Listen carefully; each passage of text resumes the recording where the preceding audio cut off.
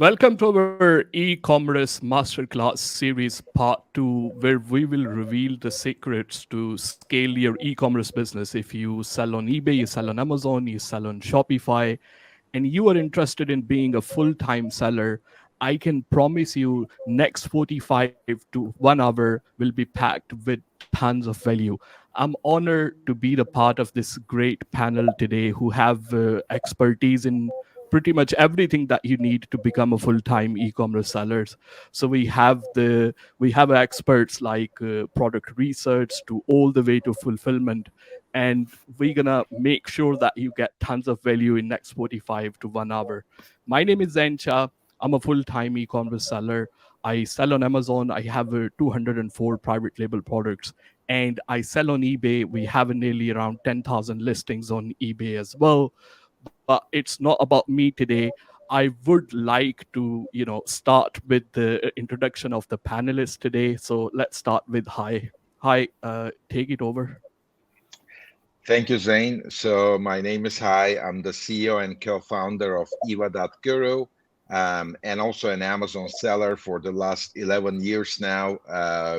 We started an Amazon business, and right now we are one of the top 1,000 sellers on Amazon, and created the EVA 3 years ago to maximize the profits of private labels brands by dynamic pricing, reimbursements, restocking, forecasting, as well as profit analytics. Thank you so much. Hi, Temur, if you can go next, please. Sure. Hi. So Taimur here. I'm one of the accountants at Osome UK. Osome focuses on e-commerce accounting, and my job here is to automate the whole process of your money that you're making on your online platforms and how it actually looks into numbers, analyze those numbers, and then provide you with numbers that you can work with, and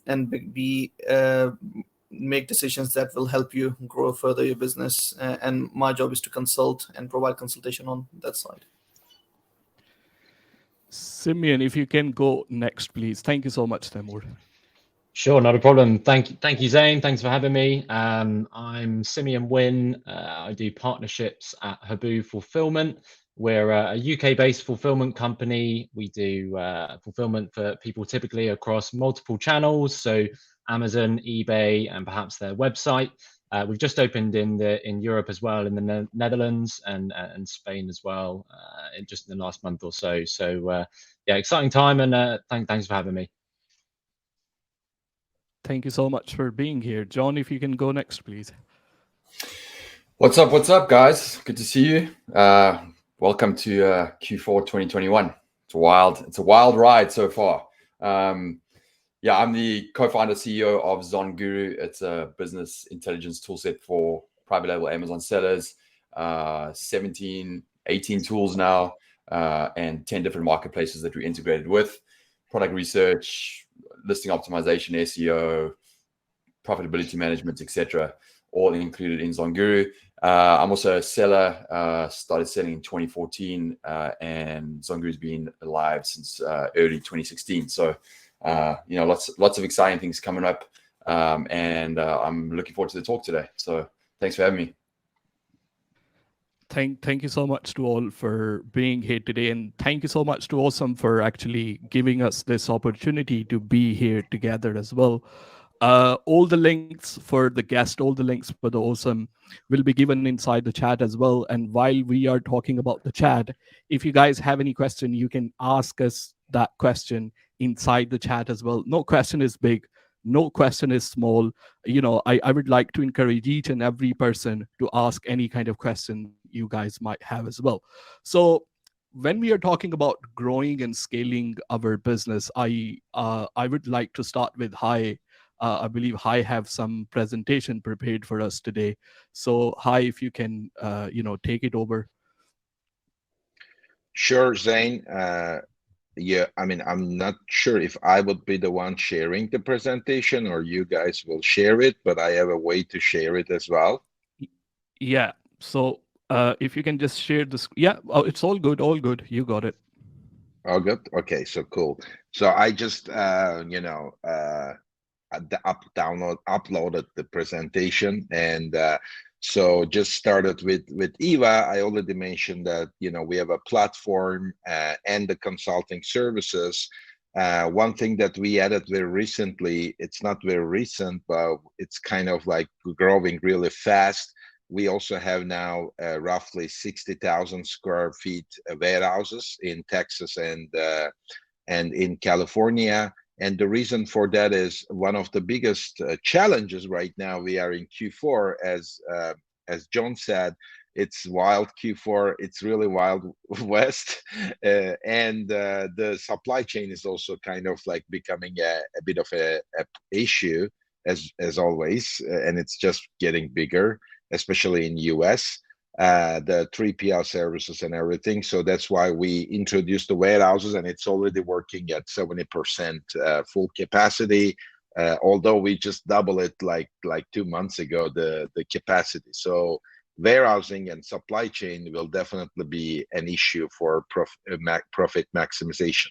So I just want to go through some of the facts, and I don't think there will be a big change. One of the big thing is Amazon is still 50% of the US e-commerce market. It's growing.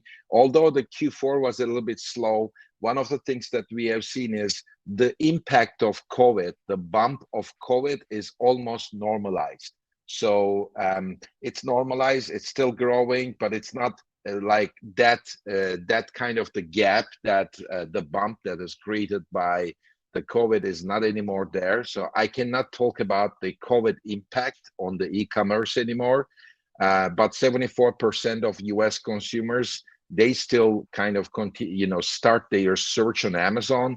When I talk to private labels, brands, some of them, they are like, they don't understand Amazon, they find it difficult. But the thing is, everybody needs to be on Amazon. It's like everybody needs to be on Google, because there is no other way, like for you guys, to be, to be known. Like if you're trying to be found, then you need to be on Amazon. And the pandemic maybe impact is not there, but the growth still continues. One of the things that we realized, I mean, as I mentioned, we also have. I personally own one of the top 1,000 sellers on Amazon, and it's primarily grocery focused, consumer packaged goods focused. One of the things we realize is people just continue to buy grocery online. So the habits changed. It will not come back. So people like to buy CPG products online. That was not the case that much before the COVID, and I think there are a couple of categories, and it will continue to be the case. And what I think is it's all about scaling and optimizing. So I'm going to give a couple of areas which probably not most of the private labels and brands thought about in 2021. So I'll try to kind of give some ideas what can be interesting to look at in 2022. So one of the things that, there are a lot of aggregators in the space. We know that they raise right now, it's almost reaching to $12-13 billion just in the last month. Another billion was raised by aggregators. We work with aggregators a lot. And one of the things they are implementing fast is dynamic pricing on the private labels and brands, meaning that instead of having just one static price, $9.99 for the $14.99 or things like that, depending on the demand, the inventory levels, the trends, the seasonality, there is a lot of possibilities to change the price, which we think it makes a lot of sense in US to have the prices changed every day, even a couple of percent less or more, depending on all the factors, may maximize the profits by 5 to 30%. Especially now in Q4, the inventory is becoming, the FBA inventory is becoming one of the challenges. We have 1,400 brands using Eva. And one of the things that is really going well with them is we play with the velocity to avoid or delay the out of stock in case, it is not possible to replenish the FBA inventory. So once a day price changes makes a lot of sense in US market. One of the things that we also realized in the European markets for our European audience, even it makes sense, like in the morning to have a different price versus in the noontime. So based on the peak times people buy in UK, because it's just one single time zone, even time-based price management helps with the profits as well. There is other things. I see more and more hijackers coming into the listings. Dynamic pricing may help with that too, because the typical way to avoid hijackers is like send a letter to them, contact to Amazon, try to use some third-party services. The problem is it takes 30 days like to get any reaction based on the action. Now, if there is dynamic pricing, that will ensure that you have the buy box and as a private label brand, you can maximize the buy box to 100%. I know that many of the sellers will think, I don't care about the buy box if they are brands. The problem is if they check their Amazon account from Seller Central, probably they will see that they have the buy box at around 85 to 95%. 95% is not enough, or there is that 5% because of buy box suppression, because of hijackers, and dynamic pricing can help with that too. One of the things that Amazon is implementing gradually, and that will be more and more, we're going to see that in 2022, if your prices are different on eBay, Walmart, or on your Shopify store, web store, Amazon will immediately try to, not only because your price is different, but mostly if it is lower than your Amazon listing price, that type of situations, Amazon may dictate a price that is equal to your, external to Amazon price, or suppress the buy box. We are starting to see that in US, and that will be a big deal for Amazon, because still price is one of the 3 reasons why the people are buying from Amazon, if the others are the fast delivery, as well fast shipping, as well as variety of products. Still it's pricing that people are coming to Amazon, and Amazon knows that very well. I think, John mentioned about the profits, that like ZonGuru is also focusing on. We focus on that a lot. I think every Amazon seller, once they look at their profits, where the incorporation, where the Amazon advertising costs are incorporated into that, that will give them a much better idea about what exactly their prices should be, because the CPC prices are increasing. My prediction, again in 2022, the Amazon advertising cost will continue to increase. I think it can go up another 20%, meaning that we need to be optimizing more on the advertising side. The other thing is, as you may know, in the last 2 months specifically, Amazon is prohibiting and even changed the terms of service, in, especially around launch of the products, using some type of, let's say, gray hat tactics, because there were the black hat tactics, and now the gray hat tactics, like using some companies, giving rebates, trying to find some consumers and pay them from different channels just to use the products.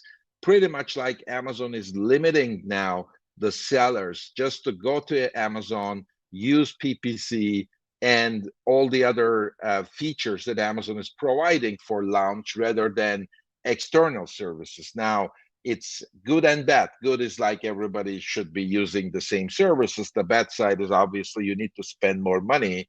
That's the good part for Amazon on advertising. So ensuring that you are really on top of your profits with your labor costs, with your 3PL cost, with your advertising cost, and it makes a lot of sense. One of the things with the EVA software, some of the brands or resellers, they got really surprised when they see that they are not really making the money that they think they are making. And it needs to be looked at the ASIN level, at the SKU level, at the store level, top selling ASIN. So there's like all different ways, like the statewide, kind of focus. There's a lot of things that can be done here, but knowing your profits and taking the necessary actions will be important more than ever in 2022. Next thing is, like, obviously I thought about the replenishments on the Amazon side. One of the biggest issues right now is like, Amazon is still dictating stock limits on the sellers, especially like mid-size sellers. Like, if you're a reseller with thousands of SKUs, you're making $1 million, probably you'll be okay with the limits. If you're a new seller, Amazon will allow you to come and use FBA. That's all great. But starting from 1st of January, number one thing is Amazon fulfillment costs will increase by 15-20%. I'm sure most of the people are aware of that.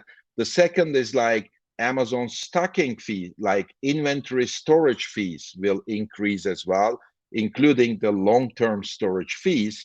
So you need to make sure that that you are liquidating items or using some return management service. Make sure that you do not keep your stuff on Amazon. That's one thing. Number two, the replenishment needs to be done in a very optimized way. Now, what I mean by that, one of the things that we do with EVA is like, how can you optimize the restocking on FBA based on like prioritizing the items that are the most profitable, that you replenish more, but then for the rest, you make sure that they are not out of stock.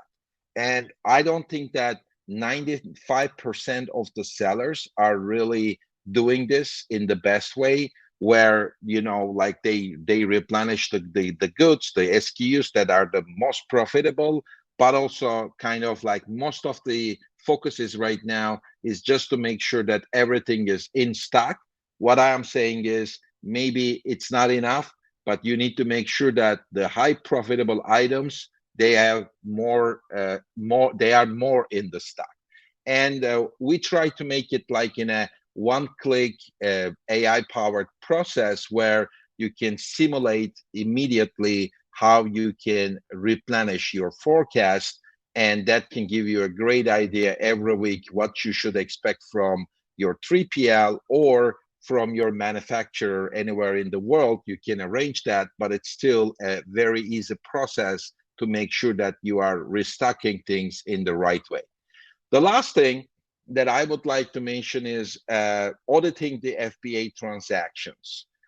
During the 2022, we have realized there are 23 types of different points on the FBA process, and there is always there is a leakage, there is a discrepancy of what Amazon is doing, and things are getting, let's say, vanished, like what I've mentioned, to say, for example, Amazon damages, let's say, on the warehouse a couple of your inventory, and it's not kind of reimbursed. So this is the Amazon terminology for this type of situations is called the reimbursements.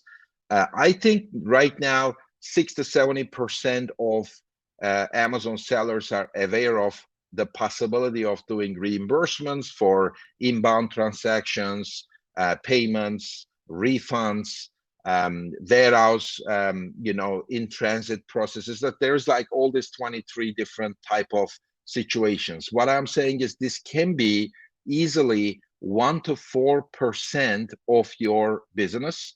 Let's say you're an Amazon seller doing 100K on Amazon, meaning that if you audit your FBA transactions, you can make $1,000 to $4,000 back to your account, because if you can identify that specific reimbursement case, Amazon will give you the cash back, or there is slight possibilities like Amazon will return you the inventory.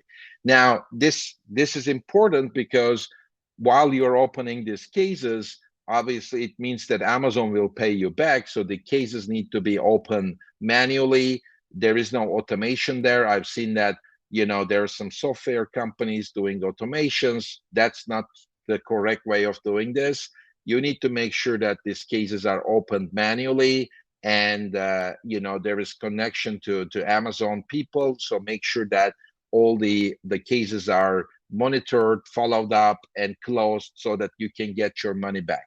And as I said, 60-70% of Amazon sellers are aware of the possibility of getting your money back.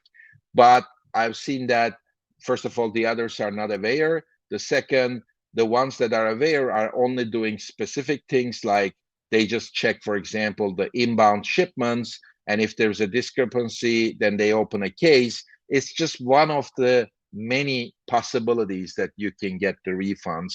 And on EVA, we are providing a reimbursement service, and it's much cheaper than kind of like any other services in the market.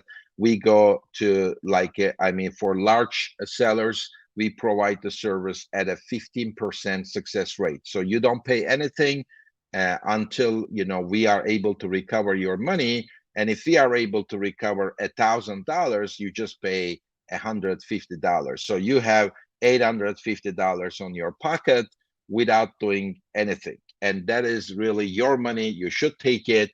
There is a limitation of time. Normally it's 18 months, but depending on the transaction, it can go to 3 months, 12 months, but it's a time sensitive thing. You're not going to recover money from 3 years ago. That's also important to make this right, to make it work. It works perfectly in UK, in EU. Even the rates can go from 1% to 2%.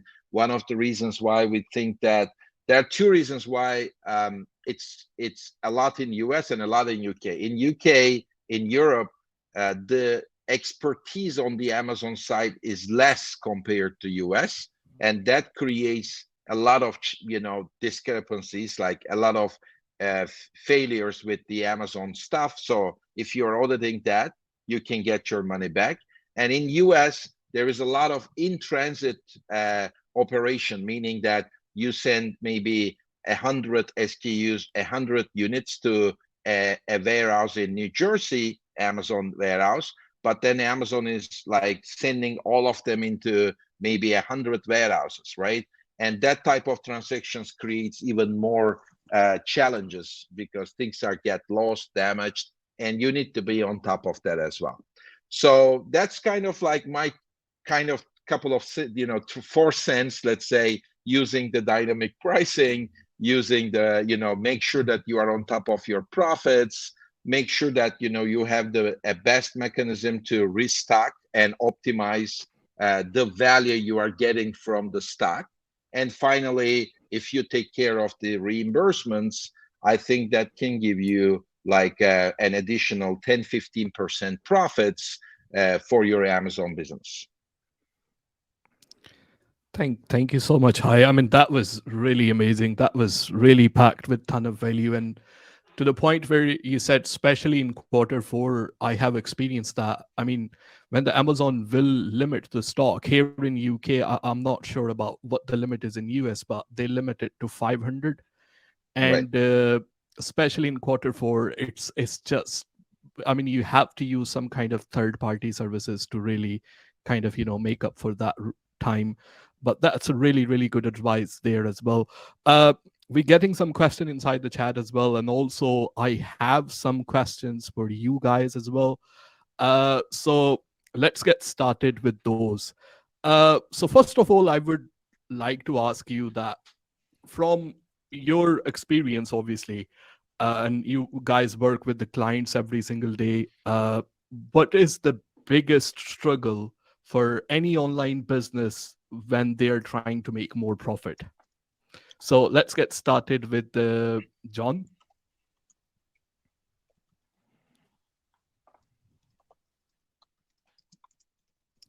Can't hear you, John. Sorry. Sorry about that. Yeah, I think in my experience, speaking to customers, it's two things, right? It's for profitability, it's conversion rate and it's inventory management. I think those are the biggest levers that people need to get right. Conversion rate, obviously, there's many things there that you need to finesse. Hai talked about a few of those. I think pricing, dynamic pricing, is a great way to really figure out that perfect nuance for your audience and for the time of the year. And I think that really applies to private label strategies nowadays. And then just managing conversion rate from images to seasonal listing copy to quality score on your listing, matching that to your PPC. There's a whole bunch to do there to really ensure your conversion rate is as best as possible. And then secondly, it's consistent inventory. So FBA, FBM, ensuring that no matter what, you've got stock in there, you have plenty there. Amazon recognizes this because if you're not consistent, the guy next to you is consistent and they'll favor him. So those are the biggest things. Like profitability as a whole is based on sales velocity and how you can maximize that profit. And you've got to have sales velocity, you've got to have inventory in stock. So those are the big things that once a seller launches, if they get wrong, they fall out of profits pretty quick. Yeah, that's absolutely there. I mean, the competition is there huge, but once you really get that flow, you have to make sure everything falls into the place, like restocking and all that kind of stuff as well. Simeon, if you like to go next, please. Sure, yeah. What I'll do is I'll relate this to the struggle I often see our clients when they're trying to retain profit when doing something, and that thing at the moment, and the kind of hot topic in terms of what I see is expanding internationally. And for a lot of our clients at the moment, it's Europe, for example. COVID's a weird thing where the world's ever more interconnected, and people are wanting to sell more internationally, but at the same time, it's kind of got harder to do. And so what we tend to see is people want to test a new market. They want to see if they can grow there and increase profits through new territory, but with the increased cost of shipping, freight, the pound fluctuating even means it's either scary or it's not commercially viable to do sometimes. And this is really where I believe an FBM solution can help. I think if you're working with a pretty tech driven fulfillment provider with locations in multiple countries, that makes the process so much easier and really increases your margins there in the early days. Hopefully they'll have integrations with the top marketplaces in those countries. They can act as the importer, exporter, etc. And all in all, it makes it a less risky way to drive more profit. But yeah, that's definitely what we're seeing at the moment, is people wanting to do that, but struggling to retain profits when they do try and do that. Yeah, absolutely. Temur, if you would like to go next, please. Thank you. Now, agreeing to everything John and Simon has said so far, I think one of the main things I've seen from finance perspective is the lack of planning. And that includes, budgeting, forecasting, and then implementing those, and then working out how you're doing on actual and using your variances to then make decisions. So, for example, going into Europe, rather than just jumping into it, plan it, budget it, see how the actual numbers look like, forecast those numbers, and before actually going into it and using your money, see if it will be feasible for you or not. So use all of the information, jog it down into an Excel sheet, budget that thing out, and see if it's still feasible for you, and you will end up making some profit or not. And once you have that in front of you in a paper, obviously reality would be slightly different. That's why you keep on checking your variances and differences. But with those numbers in hand, you have more control and you have more understanding of it. The second thing I would say is understanding the e-commerce market itself and how things work. So, for example, I had quite a few clients who did not understood the proper meaning of DAP and DDP shipments. And they were VAT registered. They were doing DDP because it's simpler and easier. You get your goods into the UK straight away. Whereas with DAP, because you put your own EORN number, you can claim the 20% back. that's 20% of your profit that you can put in your pocket. So, understanding the market or the platforms you're working on, and at every step of the supply chain, see how you can benefit and are you doing the most effective way or not. And having those two things in place, I believe you can end up making profits more than you normally would. Timur, thank you so much there. I mean, I would completely agree. Obviously, trying to manage the finance, you see how much cash you have as a business. Obviously, cash is king at the end of the day, and trying to think about next step once you're going to launch the next product, because it is about at the end of the day, keep going. If you won't, somebody else will. Hi, if you like to go next, please. Right. I mean, I already mentioned a couple of areas already with the presentation, right? With dynamic pricing, reimbursements, restocking, optimize restocking.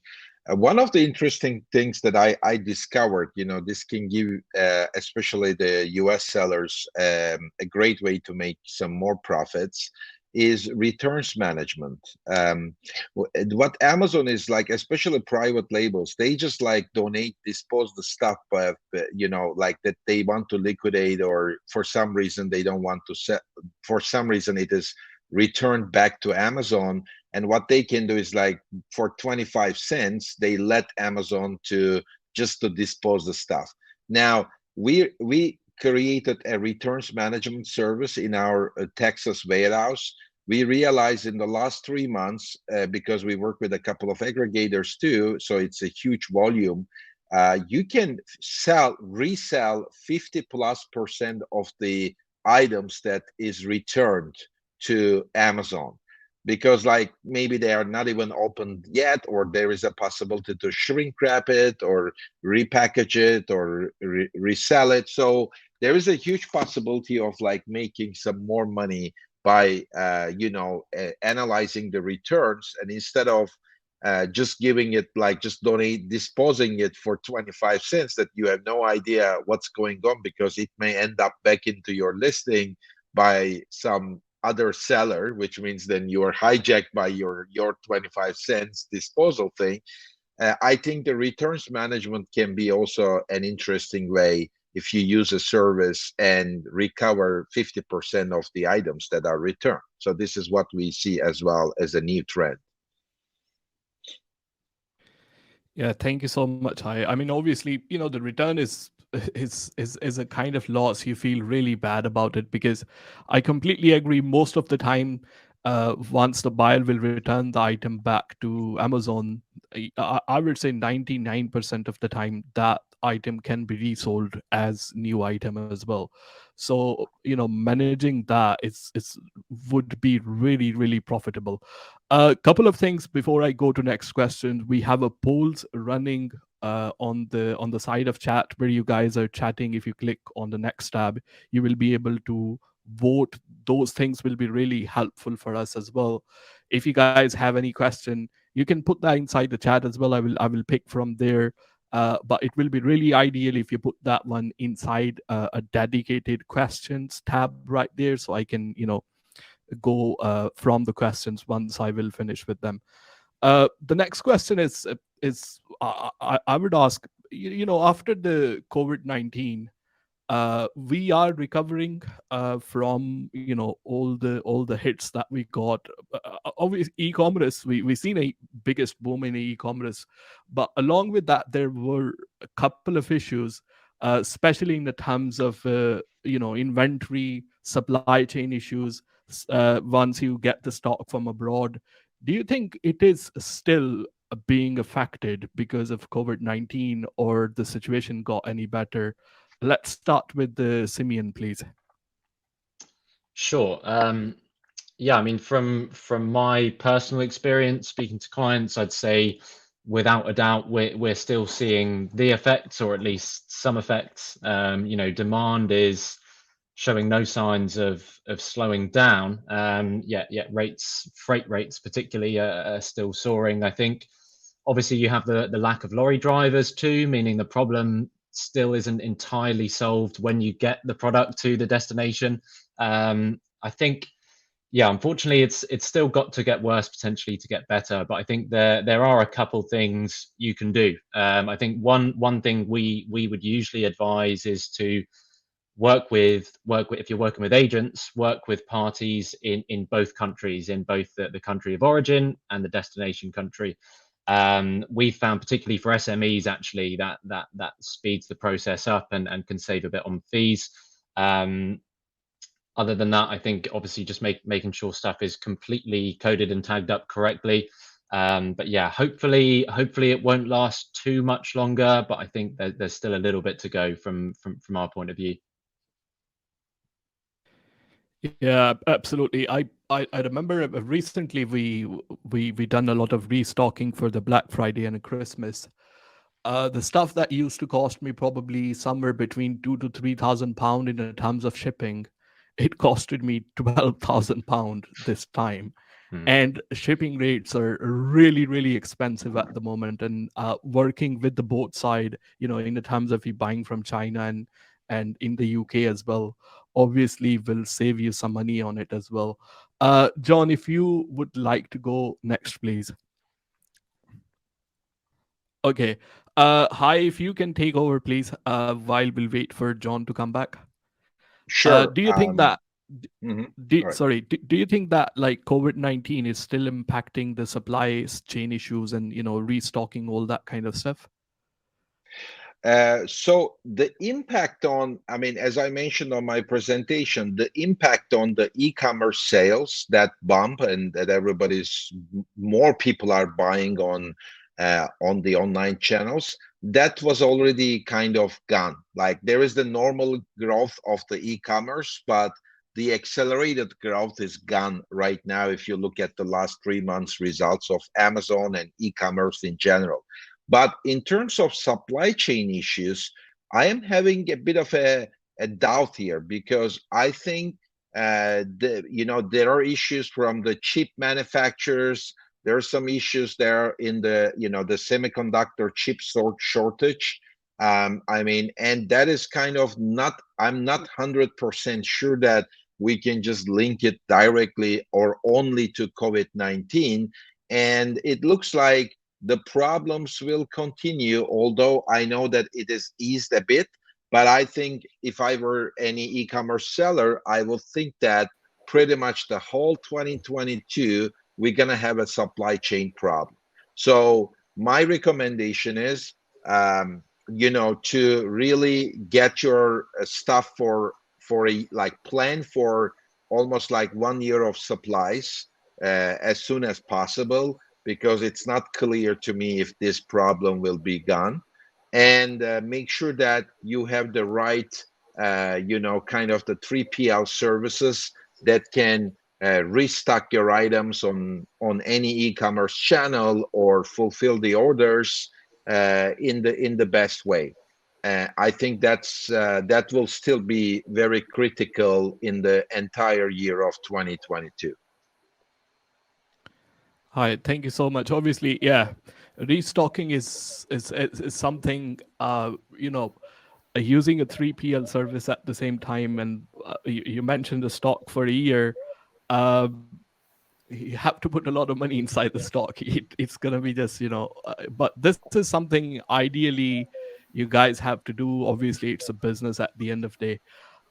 John, if you would like to go next, and the question was, do you think the COVID-19 is still impacting the supply chain issue and stuff? Yes, sorry about that. I got kicked out for a second. Yes, as everyone said, yeah, I think it's still an issue. It's going to be an issue in 2022. But I think the silver lining with any of these kind of issues is that it causes disruption in the services side, right? And I think what we're seeing, and I think what's going to come out even more in 2022, is alternative services and solutions that will help to alleviate some of the shipping issues, shipping costs. It's ripe for disruption, and I think when you get that much focused attention on supply chain management, you get a lot more new services that come out. I think even in China, understanding how a lot of the Chinese sellers are being able to charge significantly lower prices, and how do they go around doing that is really interesting. And I think understanding that they're not buying full shipment containers, they're actually buying part of a shipment container, and there's a whole service in China that kind of you can access, which helps to keep your cost down, is super cool, right? So these kind of disruptions are going to happen a lot more in 2022.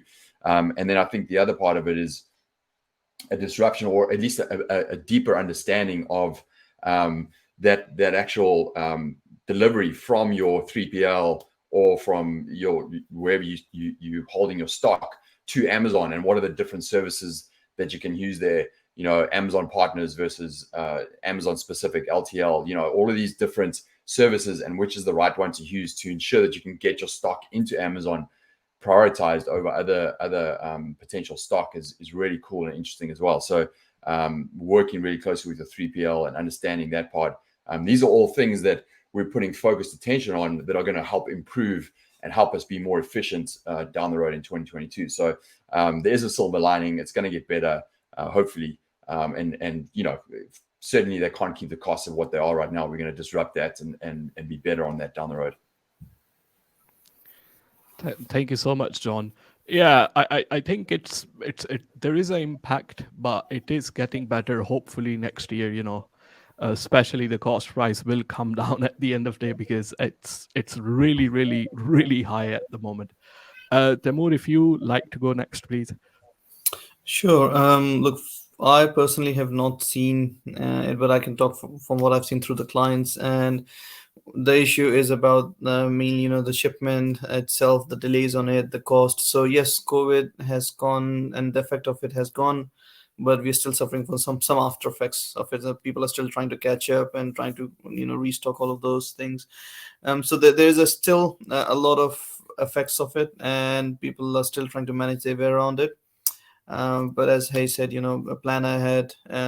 And as I will always advocate, budget it, try to work out the numbers and see, how the next year would look like. Then, as you said, it's not easy for everyone to buy stock for the whole year. So, but you still need to buy as much as you can, as I mentioned. So, you can only figure that out if you have done your numbers. But apart from that, yes, we are moving into a better situation now. So hopefully next year would be a lot better than this. Thank you so much, Temur. All the links for all the guests, you will find them inside the chat as well. We are keep on sharing at the same time. I seen you touched on automated, trying to automate as much you can inside your business. But do you think businesses are still finding it really hard to automate the process when it particularly come to e-commerce? I would like to start with the Hai first. Sure. The great thing is there's a lot of software available right now, especially for Amazon sellers. Fba is one of them. ZonGuru is another one. So that's all kind of helping the Amazon sellers to automate. There are different approaches. We focus on different areas. For example, with Fba, we are trying to, put the automation as first and make sure that pretty much with pricing decisions, let the artificial intelligence to help.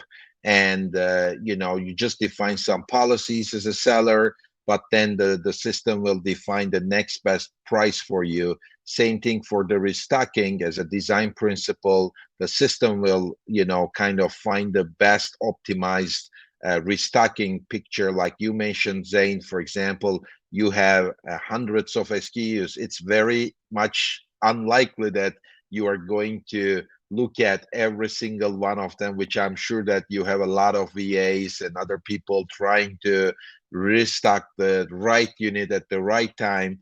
I think, the restocking, repricing or pricing, understanding your profits, all of them can be automated. And that's, for example, what we are trying to aim as a software vendor. The more automation, the easier it gets.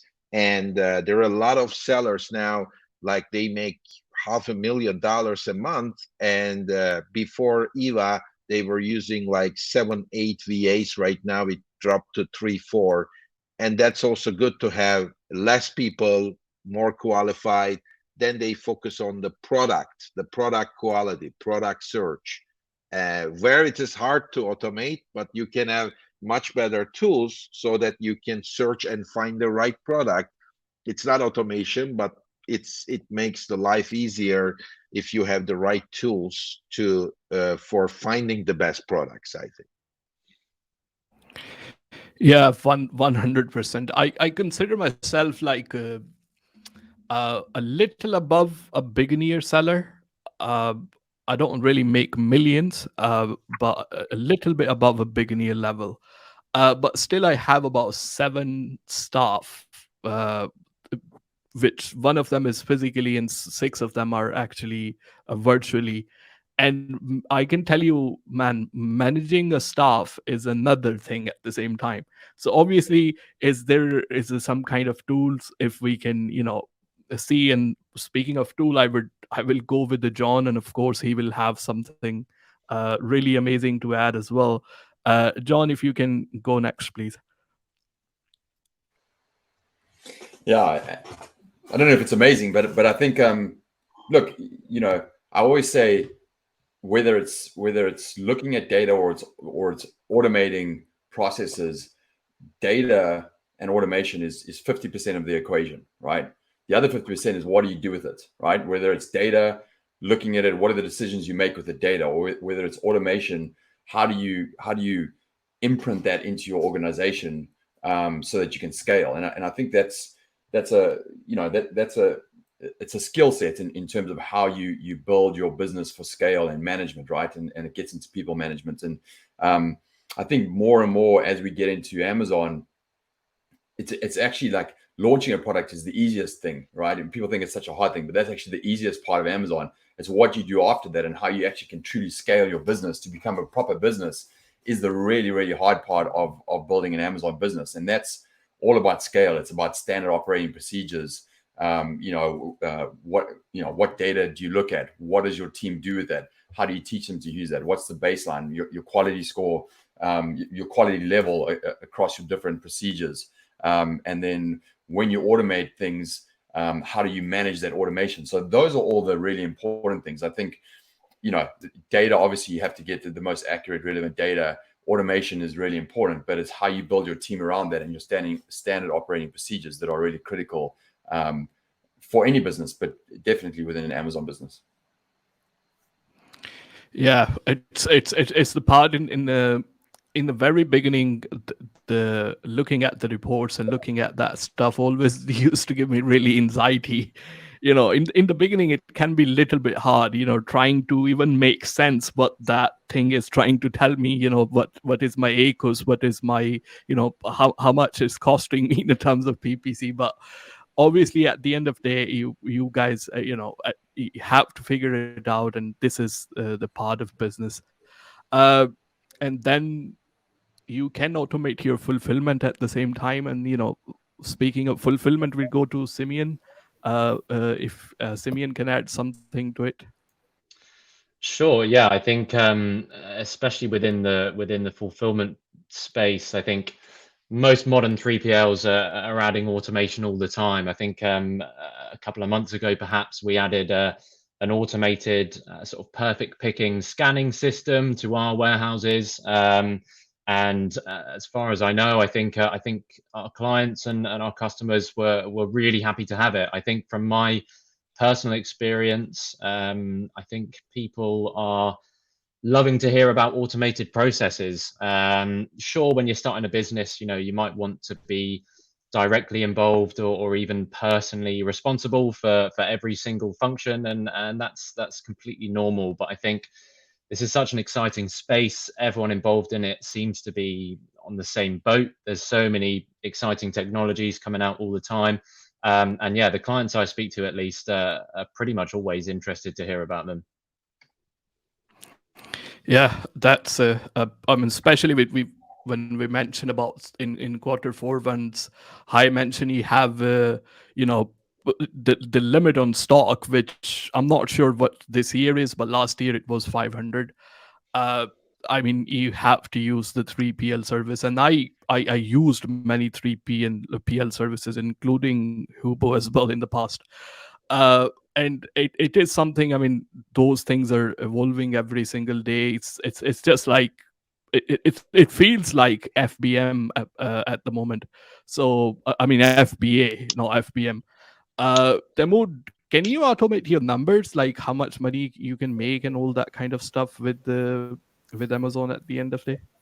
Definitely, and that's what we have done and successfully achieved the automation on this part. There are a lot of players out there who are claiming to have achieved the automated numbers, how your finances, but what we have tried to do is do that plus also automate the rest of your business so that you see the whole picture, not just your Amazon sales figures. So if you're an Amazon sellers and you use Awesome, what you will see is you don't have to do anything. You don't have to download any reports, not even log into your Amazon. Everything will flow into your accounting softwares through our APIs, and you will see exactly how much sales you've made, in which countries you have sold, and your SKU profitability reports as well, plus your best areas. So it will not only give you the numbers but analytics on those numbers as well, and shows you how your inventory goes. So whatever you're doing on Amazon will be automatically uploaded on your accounting softwares, and you will get all of these reports on consistent basis, so that you can make decisions on regular basis rather than waiting for your accountant to finalize your reports. And on the purchase side, obviously we link your bank and we try to reconcile and automate that part as well. So yes, automation is there, especially for the Amazon side, because Amazon provides a lot of IT supports on those, and we can automate the whole thing for you to get those numbers as soon as possible. Thank you. I mean, I don't know the exact number, but I was reading another day. Majority of time as a e-commerce seller is taken by doing this compliance side of the business as well. I mean, I would say growing up in especially Asian household where we don't like to spend money, we like to save as much we can. But as a businessman, once you run a business, you do realize that if subscribing to some kind of tool or some kind of services can save you a lot of time, and you can put that time doing something else which will probably eventually make you more money, I will do that. That's I mean, there are tons of services, and I think we pay over I mean a lot of money for many kind of tools that we use, and they're well worth it at the end of the day. So once we do this, obviously, masterclass and webinars, we have people coming from all different levels. Some of them, they are starting out, some of them, they are established sellers as well. But I would like to ask, Amazon FBA and Amazon FBM, what are the pros and cons? And if we can start with the John first, please. I don't think there's pros and cons. I think it's just both. Like your strategy right now has to be both. And even even keeping some for fulfillment off of Amazon as your strategy. I think the more nimble you can be with your fulfillment, maximizing your FBA, having FBM, having a 3PL that can handle both of that, and having some stock for your Shopify or off of Amazon, I think is a critical part of the strategy nowadays, so that you can stay in stock, be consistent, and manage the nuances amongst that. So I think there's nuances of pros and cons, but at the end of the day, as long as you know your numbers and you know your profitability using either of those, you can manage it accordingly. But you have to have in both of those at least, so that you can manage any issues that happen with potential stock performance. Yeah, I personally also, agree with you. I don't think there is a pro and con at the end of the day. It really depends your circumstances, the way you manage the business at the end. Simeon, if you like to go next, please. Sure. Yeah, obviously I'm a little bit biased here, and I could talk for hours about this if I wanted to, but I'll try and keep it brief. So yeah, I think John's bang on, to be honest. I think in this day and age, a hybrid strategy is going to be the best approach.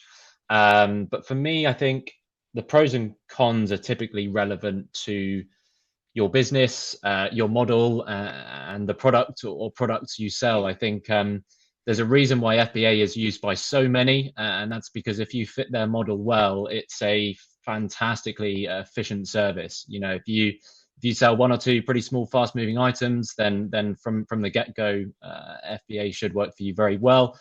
I would say FBM has a few key benefits. A very relevant one at the moment, and particularly with Huboo, actually, is storage fees. We don't charge for storage. We only really charge for fulfillment. So that's always nice on the margins, obviously. If you're selling across multiple channels, various marketplaces, your website, you can have all of these fulfilled in one place. And some modern 3PLs will have a dashboard of sorts that allows you to integrate into them and monitor all your channels from one dashboard. The last one I always mention is protection, really. I think Amazon have done so well because the end customer always comes first. And that can sometimes lead to a bit of tension there because you aren't necessarily their priority as a seller. With FBM, you will be the provider's client, so if anything does go wrong, there's typically a bit more protection there. But yeah, without a doubt, I think at the moment where we are, I think a hybrid approach is going to be the best. Utilize every channel you can and every possibility.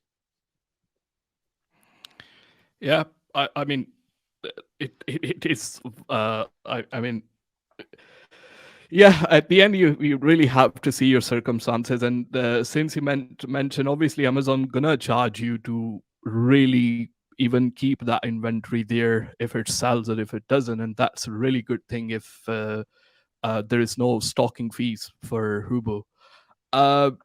For all the links, everything that we will mention, it will be inside the chat as well.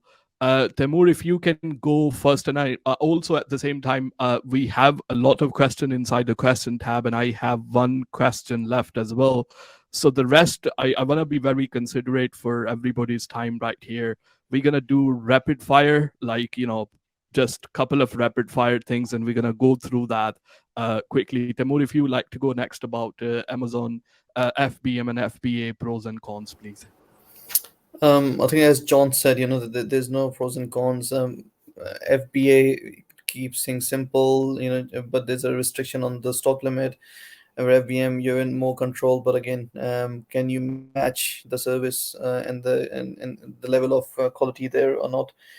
For me, in terms of numbers and finances, FBM is tend to be more profitable in terms of FBA, because obviously, as I said, you have a lot more other options and you are in control of it. And so from that perspective, yes, FBM, but again, only if you can match everything else that is available in FBA.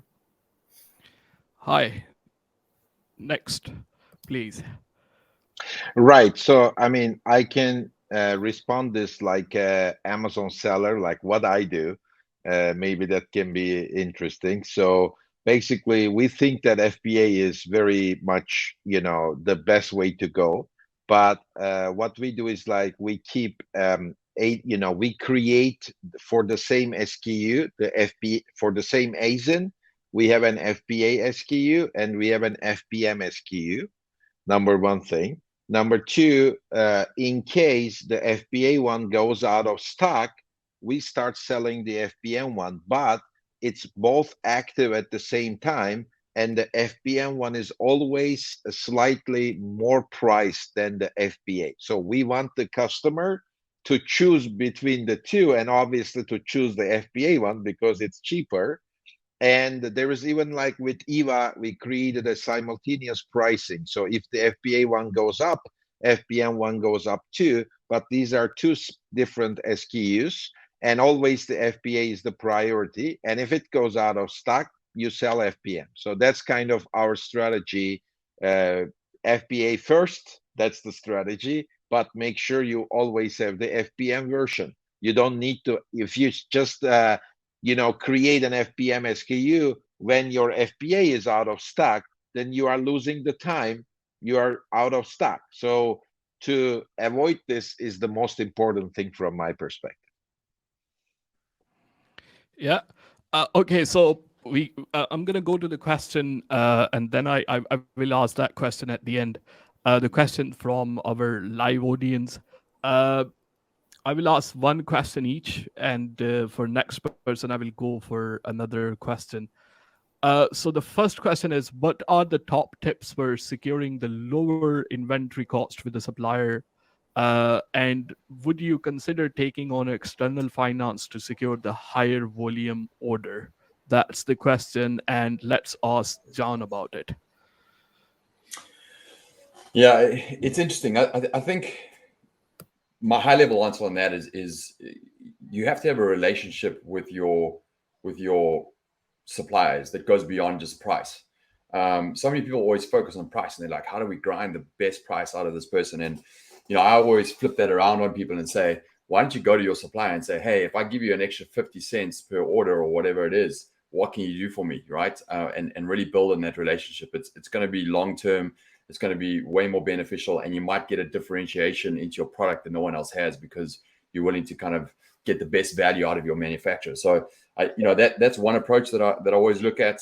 Obviously, I think it's really important with your manufacturer to have that relationship, but have a backup. Always go out and find other manufacturers that could help you scale your ordering, and that will obviously help you really define what the right pricing is and for the quality that you get. So don't stick with just one manufacturer. Always go and find a few that's going to help you with your pricing. But again, it's about long-term relationship and getting the most value out of your manufacturer, and that's not grinding him on price.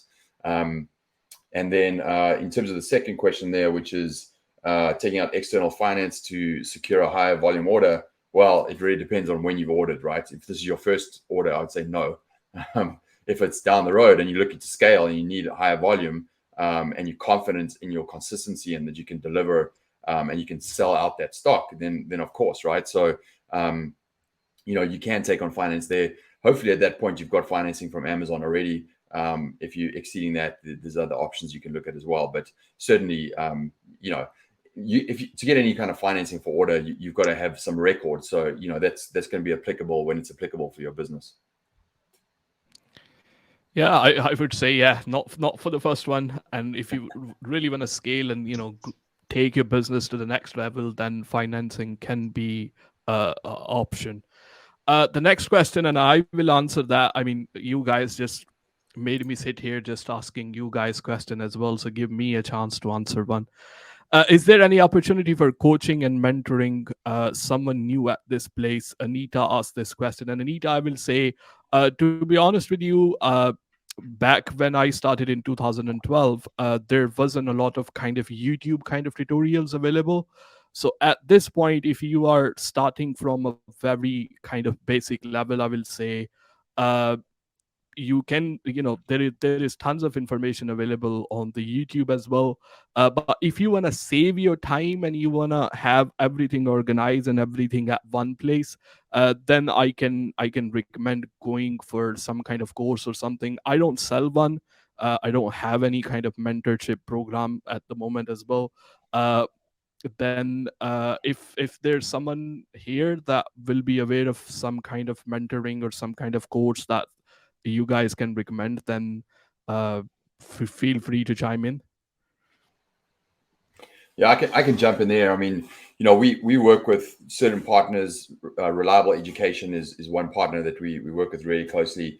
Look, I think at the end of the day, you need to use your business savviness and your kind of like human interaction to understand who is a good course provider and who's not. There's obviously a lot of them out there that aren't good in terms of the information. It's not a great course, but there's many amazing ones out there, and if you find the right one, absolutely you should pay for that. It will accelerate your progress.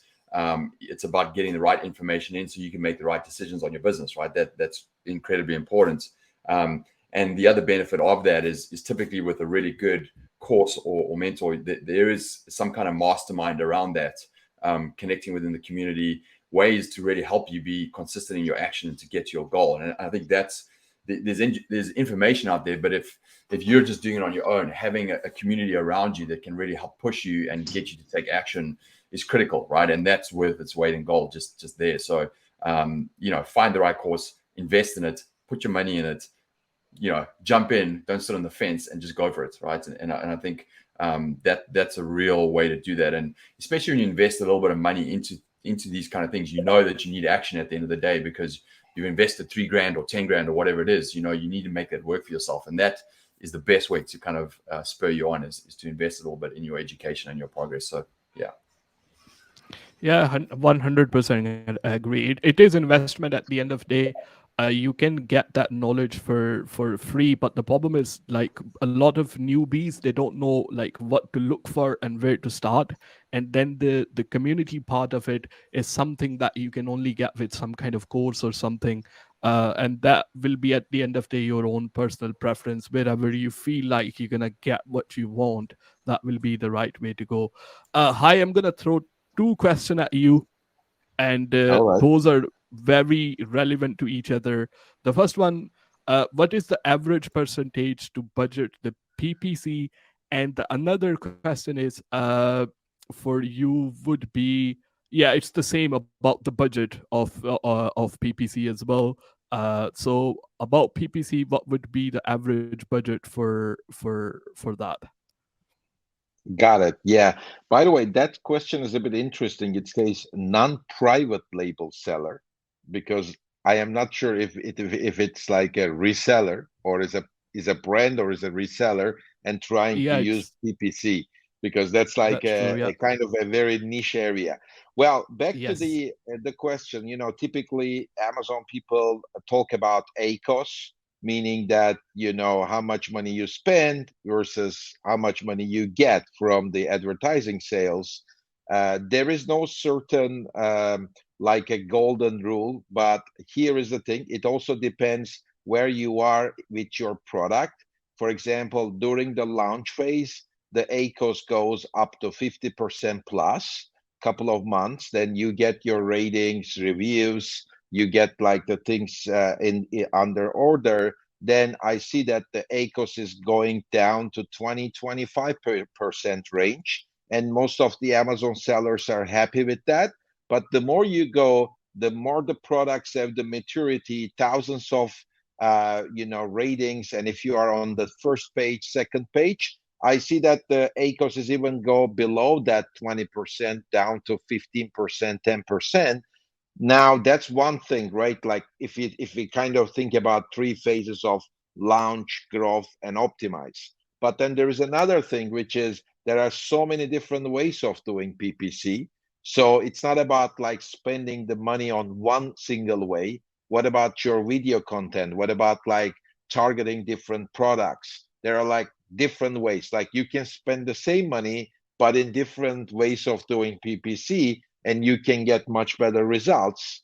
That's also another important aspect, rather than just how much money you pay, but what is the return by using multiple different PPC strategies and types. But back to kind of just to answer the question, that's what I see with the top Amazon sellers. Yeah, PPC is, especially once we launch the product, we call that like a honeymoon period, and the cost can be really, really high during that time. So it depends on, later down, if you want to go all in and that aggressive, and depends on, how much budget you have at the end of the day for the product and profit margin. The more next question is for you. The cash flow management is obviously one of the biggest challenge for the seller. At what point would you consider taking on funding such as like a equity free finance? And another one is obviously it is very related to it, is about at what point you would start taking a funding to grow the business. If you can quickly answer that for us, please. I think that all depends on the attitude of your business and your behavior. So, and there's no set stones rules that this is now when you should start taking money out and take loans out and take investments out. It depends. So if you if you were coming into quarter 4 and you really wanted to avail this quarter and you do not have your own cash, then taking out a small loan to get the inventory in and get use of the quarter 4, um, get those sales in would have been a good idea. But then now, let's say if you want to go to Europe or you want to sell in US and you want to set up your fulfillment centers there and then start selling there, then again you need support on cash basis and you need more finances. But again, if you're a UK based business and you're just trying to achieve the UK market first and then work on the local basis, then you don't need that funding. So depending on which part or which age of your business you're in, you will need those funds. Based on that, you will go for those opportunities. Now, cash flow forecasting can help you make those decisions. So if you are forecasting for next 3 months, you can find out exactly how much cash you need and do you have that cash in your hand or not, or should you be getting more money out to reach your targets. And at that point, you can go to lenders and other investors and see if they can help you with those and get that money into your business and start running. Thank you so much, Timur. And the last question would be for the Simeon. Simeon, it is the question, do you think the new sellers like me, is the question from Jovi, is asking, should start with FBA here in UK when we have Huboo? Would you go for Amazon FBA once you have a fulfillment services like Huboo? No, Huboo only. That's it. No, I think it's yeah, it's I was hoping you're gonna say that.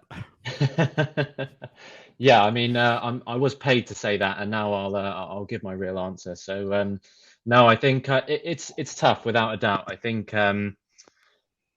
my advice would be, don't be afraid to utilize the vast communities of people online who have done this before, who have tried both ways and who have found success there. I think it's well worth looking into properly.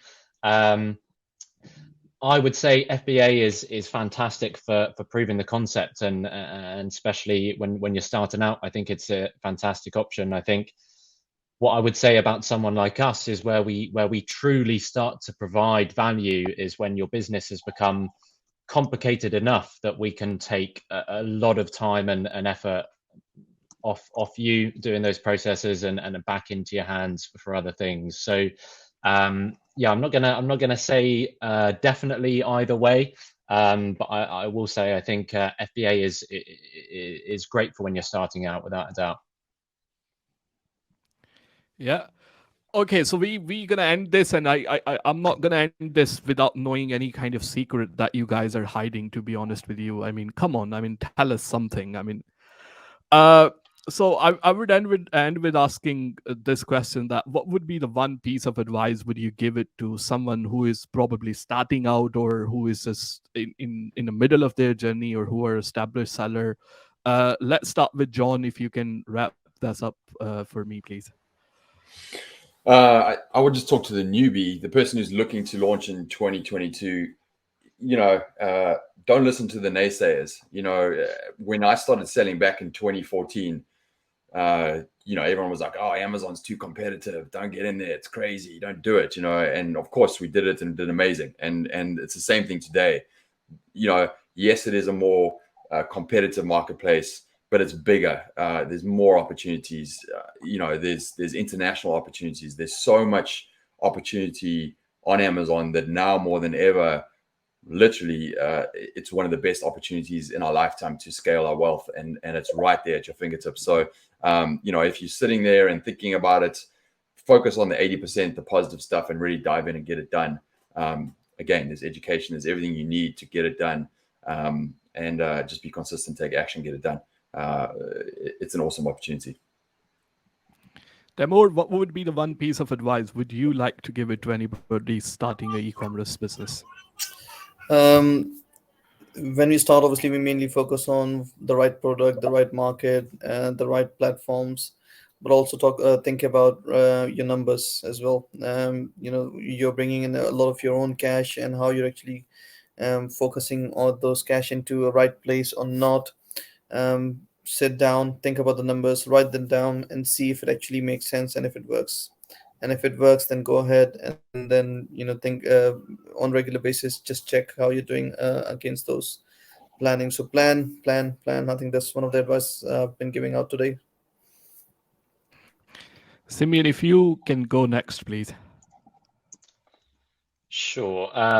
Yeah, I think my advice, and maybe it's just my nature, is to start out small. Really, I think get to know the ecosystem without sinking huge amounts of money into product lines or crazy packaging or anything like that.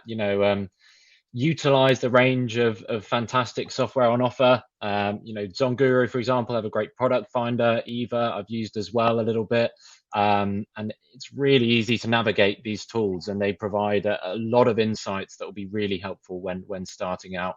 There's lots of others that do a great job too as well. So I'd say really take time to understand how everything works. Maybe start with a product you have a vague interest in, and start out small, prove the concept, and go from there, I'd say. Hi, what's the secret you are hiding? I mean, what's the one piece of advice would you like to give it to someone? Right. So I like that start small and grow from there approach. We also use in the software development something called Agile Development, and I really like that, because instead of construction business, like the way the software is constructed is in 2-week cycles. You come up with something, you try, test. If it works, you try to improve it. First of all, I think the major focus should be on the product, like picking up the right type of a product, understanding that it's not how beautiful is the product, but also the demand, who you can sell it to.